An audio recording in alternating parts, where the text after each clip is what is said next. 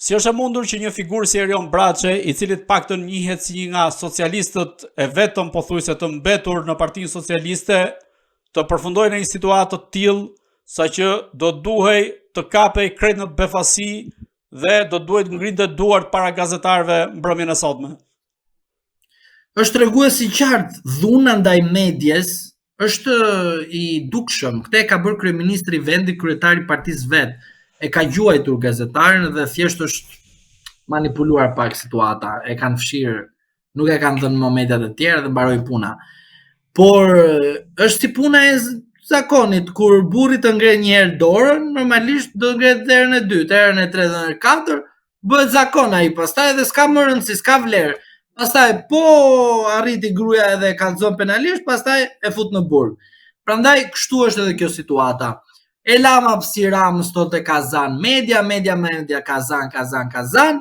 Në fund fare, gjithë media nuk i thanë, ti Kazan ne, po, ti dil vetë në televizionin tënd dhe ne do kemi punën tonë e sapin tonë. Po jo, ati ti duhet edhe ti thot Kazan, edhe ti marrë në presion mediat duke i treguar fatura djathtas majtas. Prandaj, mënyra se si u soll ndaj një femre, për mua tregon që nuk është njëri i denjtë për të qenë deputet dhe parlamentar. Nuk e di çfarë do të bëjnë ashtu votuesit, po gjithsesi mbeten ato videot e personave të dhunshëm dhe jam i bindur që do duket një ditë të rastit ti, i cili mas një kohë të caktuar do kërkojë ndjesë publike dhe sikur mos të kërkojë ndjesë publike, dihet që një ditë ligji zbatohet dhe në zbatimin e ligjit ata të cilët kanë abuzuar ligjin sot i ke prapa ekurave. Ti do të shikosh rastin Veliaj se si kërcënonte Ora News dhe kur sot Ora News dhe kur sot Erion Velia. Çfarë të them tani?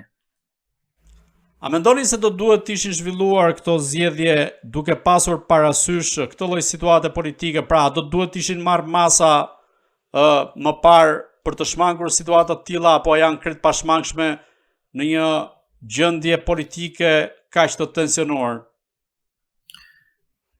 Edhe një herë do ta them gjithë ato herë këto ditë. Jeta vdekje. Kjo është situata. Nuk shmanget. Nuk shmanget kjo situatë, sepse është e tillë dhe krijuar nga palët politike dhe ata vetë duhet të mbrojnë veten e tyre. Pra secila palë mbron veten e tyre. Pra është si një proces gjyqësor. I thua merr avokat. Pse? Se avokat do të mbrojë të drejtën tënde dhe gjykata është ajo që vendos a ke të drejtë apo jo. Ndërsa sot kemi palët që mbrojnë njëri tjetër, pra mbrojnë njërat veten e vet, secila veten e vet, ndërsa sovrani ka folur dhe kutit janë aty dhe duhet të numërohen. Prandaj për mendimin tim nuk ka se si të parandalohet kjo kur nuk ka një edukat të caktuar dhe një kulturë dhe maturi dhe pjekuri dhe janë ata pikrisht të cilët vetë fjalën edukat e kujtojnë atëre kur i dhemb dhe ka flakën në derë dhe atëre kur nuk e ka flakën në derë fillon edhe bëhen të arrogant. S'kam çfarë të komentoj më të shumë për zotin Braçe, i cili jam i bindur që në një moment të caktuar ligji do veprojë ndaj tij. Si e konsideroni hetimin e SPAK-ut në këto zgjedhje, i cili duhet thënë është marrë me qytetarë të ndryshëm që kanë fotografuar votën dhe çfarë prisni të prodhoj vetë hetimi i SPAK-ut mbi krimet e vërteta zgjedhore nëse do të ketë të tilla apo nisur dhe nga ato që janë denoncuar kryesisht nga Partia Demokratike? Unë nga SPAK-u nuk pres asgjë, unë pres vetëm një gjë konkrete, Dumanin deputet Parti Socialiste, ministër Parti Socialiste, president Parti Socialiste, por me një kusht mund të jetë dhe pretendent për kryetari Parti Socialiste, por kam frikën këtu, të lutem pak më vëmendje, se në rast se do të marrë drejtimin e Partisë Socialiste zoti Dumani, mendoj se zoti Rama do përpiqet të bëjë aleancë edhe me djallin për të bërë modelin e Maqedonisë së Veriut, ku krye prokuroria e famshme u arrestua dhe u fut në burg. Pra, zoti Dumani vetëm mos të prek zotin Rama dhe është i qetë në punën e tij. Nga prokuror mund të bëhet deputet, ministër, president, vetëm kryeministri dhe kryetari i Partisë Socialiste. Pra, në rast se ka cilësinë e kryetarit të Partisë Socialiste, në atë moment do preket. Pra ju mendoni se mund të kemi precedent të ngjashëm me rastin e Maqedonisë së Veriut?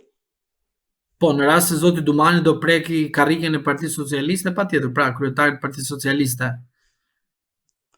A mendoni se mund të shkojë deri aty apo ka një marrëveshje të heshtur?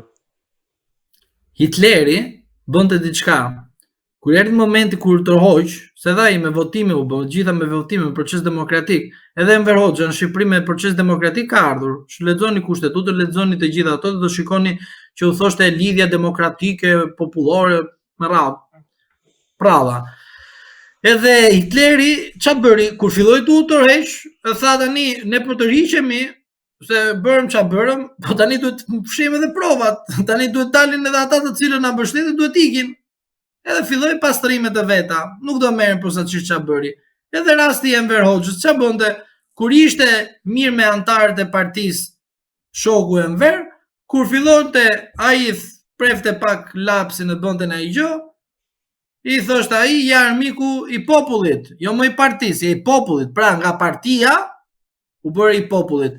Dhe unë mendoj në rast se do të preket karrika e kryetarit të Partisë Socialiste, tani nuk e dia do të ketë zoti Rama cilësinë edhe të presidentit të Republikës apo kryeministit pas këtyre zgjedhjeve, mbetet për të parë kjo gjë, por unë mendoj, edhe të jem i qartë me ju, që në rast se do të preket kjo karrika e zotit Rama, sigurisht që zoti Dumani do jetë një model i mundshëm për të qenë modeli i prokurores famshme të Maqedonisë së Veriut. Po nëse marrim skenarin që Edi Rama i humbet zgjedhjet dhe ndodhet më i dobësuar përballë drejtësisë, a ka gjasa që Dumani të përfundojë si në rastin e Maqedonisë së Veriut? Për mua Rama i ka humbur zgjedhjet që në 2021. Këto zgjedhjet janë thjesht zgjedhje politike të cilat të tregojnë një rezultat. Legjitimimi i zotit Rama ka humbur që në 2021 ku ka bashkëpunuar me Megonigal kundër Tom Doshit, kundër Vagjush Dakos, kundër Sali Berishës dhe kundër pjesëtar të opozitës. Gjithashtu ka humbur edhe ku ka kërkuar arrestimin nga Partia Socialiste, nga Asambleja e Partisë Socialiste kundër kundërshtarëve politik. Tani çfarë kemi në rastin konkret nuk ka asnjë lidhje. Pse?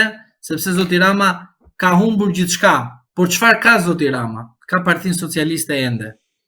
Që do të thotë, mbajtja e Partisë Socialiste dhe privatizimin e Partisë Socialiste me kodin zgjedhor që po te ju e kam kontestuar që në korrik të 2024, tregon qartasi privatizimin edhe të karrikeve të deputetëve. Që do të thotë, të jemi të qartë, zoti Rama do ketë deputet. Në rast se do të ketë një marrëveshje që zoti Dumani apo kush Duman tjetër do të bëhet si një prokuror i Maqedonisë së Veriut, kjo mbetet për të parë. Po unë jam i mendimit dhe e kam shumë të qartë të gjë që brenda 3 vjeçarit pas ikjes së Dumanit, jam i bindur që Dumani do të bëhet një rast tjetër siç është rasti i Maqedonisë së Veriut. Mendoj se do të arrestohet Dumani në një moment, sepse partia në pushtet përdor të njëjtin model, të njëjtin manual. Pra, unë po e them për qytetarët që e shikojnë dhe dëgjojnë intervistën time në mënyrë të ftohtë dhe jo me emocione. Ata të cilët kanë emocione, mos më dëgjojnë. Ata të cilët nuk kanë emocione, por kanë vetëm maturi për të kuptuar është kjo. Manuali i një procedimi, manuali i një vepre penale, manuali i një politike të tërë se si sillet, është pothuajse i njëjtë. Mund të ketë ndryshime, margji gabimit 2%, 1%, po është e njëjta mënyra se si veprohet.